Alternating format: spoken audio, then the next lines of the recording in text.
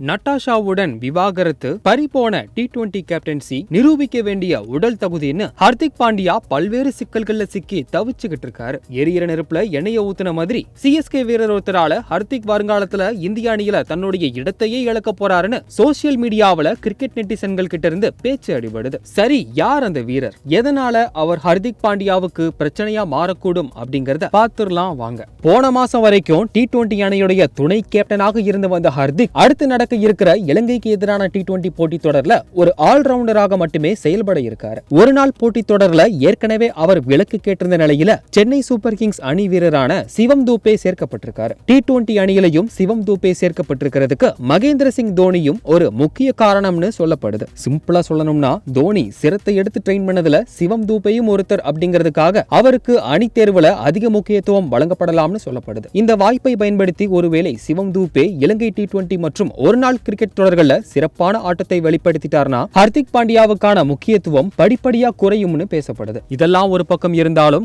கம்பீர் ஹர்திக் பாண்டியாவுக்கு வச்சிருக்கிற செக் தான் ஹைலைட். உள்ளூர் ஒரு நாள் போட்டியான விஜய் ஹசாரே தொடர்ல 10 ஓவர்களையும் ஹர்திக் வீசுறது மூலமா உடல் தகுதியை நிரூபிச்சா மட்டும்தான் அவரை ஒரு நாள் அணியில சேர்க்க தேர்வுக்குழு முடிவு செஞ்சிருக்காங்கன்னு தகவல் வெளியாகி உள்ளது. 2023ஆம் ஆண்டு ஒரு நாள் உலகக்கோப்பை தொடர்ல பாதியிலேயே காயம் காரணமாக வெளியேறினாரு ஹர்திக் பாண்டியா. வேகப்பந்து வீசக்கூடிய ஆல்ரவுண்டர் இல்லாம இந்திய அணி அப்ப சிக்கல்ல தவிச்ச மாதிரி 2025ஆம் ஆண்டு சாம்பியன்ஸ் டிராபியிலையும் நடக்கக்கூடாது என்பதற்காக முன்னெச்சரிக்கையாதான் இப்போதிருந்தே மாற்று வீரர்களை தயார் செய்யறதோட அனைத்து வீரர்களுடைய உடல் தகுதியிலையும் கூடுதல் கவனம் செலுத்தப்படுறதா சொல்லப்படுது. எது எப்படியோ ஹர்திக் ஒரு புறம் இருக்க, அனைத்து சிக்கல்களும் சிவம் தூபேவுக்கு சாதகமாக அமைந்து உள்ளதாக கிரிக்கெட் ஆர்வலர்கள் கருத்து தெரிவிச்சிட்டு வராங்க.